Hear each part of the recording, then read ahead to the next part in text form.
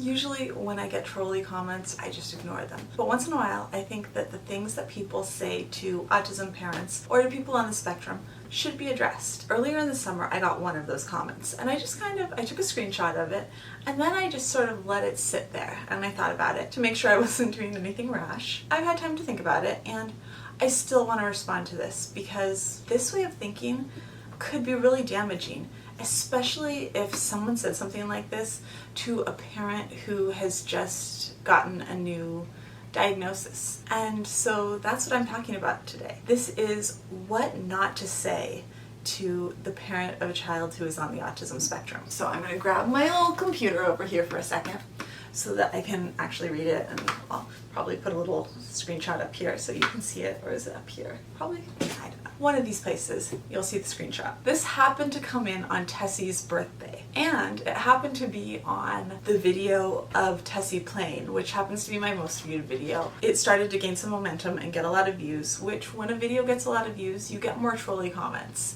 So I understand that, and I was prepared for that. The first comment wasn't that bad, honestly, in the grand scheme of bad comments. It just said, "This would suck so bad." So it wasn't bad enough to be a comment that I would delete and block. I was picking up some last minute birthday things in Walmart when this comment came through, and I saw it on my phone, and I just wrote back, "No."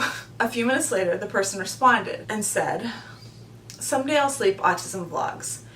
They don't know any different. As a parent," and remember, they just said, "This would suck so bad."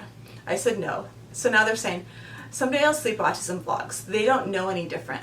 As a parent of 3 neurotypical kids, I know what you're missing out on and what you've already missed out on.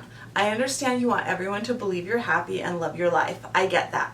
I know the other side, and I feel sorry for parents like you." I had a lot to say back to that. That's what this video is about. My gut response was, I'm a mom of 5 kids. I have neurotypical kids. I have neurodiverse kids, and I know I'm not missing out on anything. And if there's one thing that being a parent to 2 daughters on the autism spectrum has taught me, it's that there are milestones and achievements and moments that we have celebrated and savored and experienced in a way that I'm fairly certain we would never have experienced if those moments weren't so hard won. When your kid can hardly talk and suddenly they tell you, "I love you," for the first time, that is basically the most amazing thing ever. When Tessie burst out with she has like 11 words, and she started saying Tessie, Tessie, Tessie.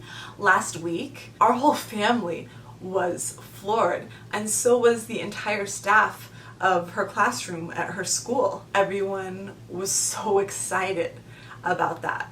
We absolutely rejoice over these milestones that we would have taken for granted, things that probably wouldn't even be all that memorable, that maybe I would be able to keep track of if I had written them down in a baby book if the girls were neurotypical.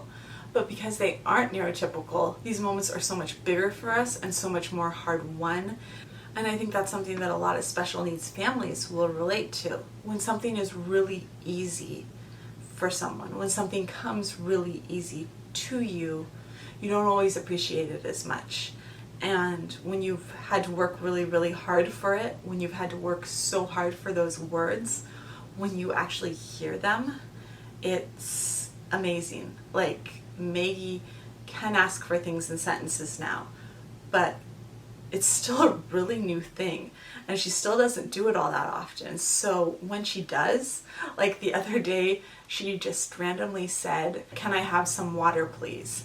And she added the "some" in there by herself. To not only hear her speaking in a complete sentence, but to have her adding in a word like "some," I wouldn't have been able to understand that and being that excited about that if I hadn't had a kid that had communication delays, that has had to fight to communicate with us, and that is doing an amazing job, that has worked her butt off to do the amazing things that she's doing. And yeah, I am absolutely thrilled with that. I'm absolutely thrilled and proud of her. And no, it isn't always easy. Yes, we have hard days. I have hard days with my neurotypical kids where somebody's being really, really whiny or really, really bratty or really, really hormonal.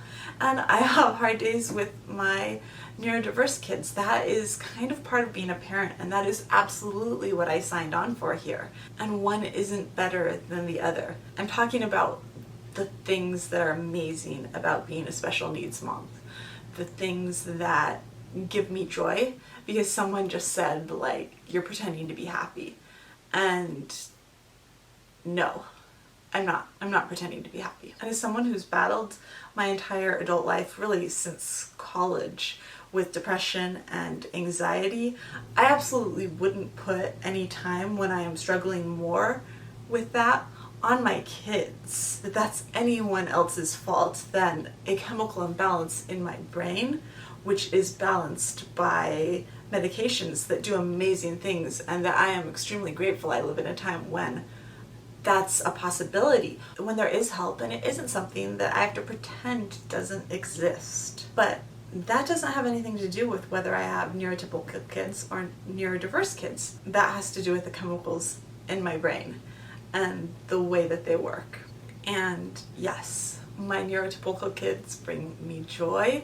I love going to Sadie's parent-teacher conferences and hearing about what an amazing kid she is. I love getting her report cards, seeing that they're absolutely perfect, even when she's had a really rough year and had to be out a lot because she had a collapsed lung, but she still had absolutely perfect grades, even though she had to miss 23 days of school. And I'm amazed that she managed perfect grades when she was out of school that much because she was sick that much. I think that one of the things that makes me the saddest for anyone who thinks that way, for anyone who writes a comment and doesn't think that a parent of a special needs child can be happy, that comment very much seems to be measuring parenthood and measuring life in these milestones of where we should be and what we should be doing and what our children should be achieving and what we should be achieving. I mean, those things are nice.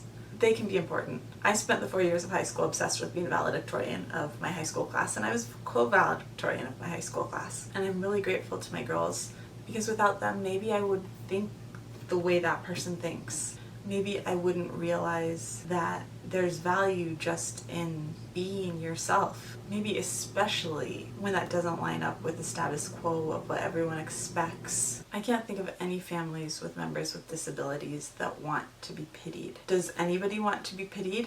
And if you can't imagine not being happy with and loving a child because they aren't neurotypical, then I'm really, really, really sad for you, because that is one of the saddest things that I've heard in a long time. And I hope to the person that wrote that if you really did have a child who was on the spectrum, you would realize that it wasn't a tragedy at all, that your child was an amazing, precious person, that they were a person, that they were worthy, and that you would be joyful at their accomplishments, even if those accomplishments didn't always look like everybody else's. Sometimes being typical can be overrated. This is one of those times. So if you want to know what not to say to a parent of a child on the spectrum, that comment,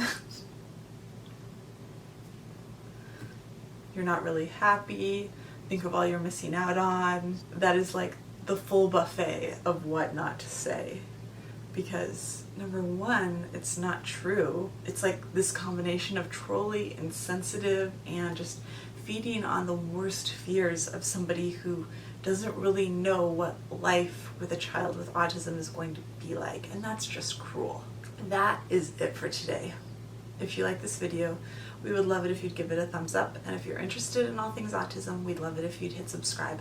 And I'll see you tomorrow. Bye.